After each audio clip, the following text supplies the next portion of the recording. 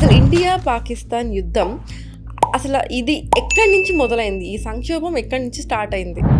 ఈ టెర్రరిజం అనేది ఆఫ్ఘనిస్తాన్లో జన్మించింది. 1979లో రష్యా ఒక విధంగా ఆఫ్ఘనిస్తాన్ మీద దాడి చేసింది. సో ఆఫ్ఘనిస్తాన్ని మేము కాపాడుతాము అన్న ఉద్దేశంతో అమెరికా, సౌదీ అరేబియా, పాకిస్తాన్ ఈ 3 దేశాలు కలిసి ఏం చేశాయంటే ఆఫ్ఘనిస్తాన్ నుంచి యంగ్ ఉన్న మేల్స్ని తీసుకొని పాకిస్తాన్ తీసుకొచ్చారు.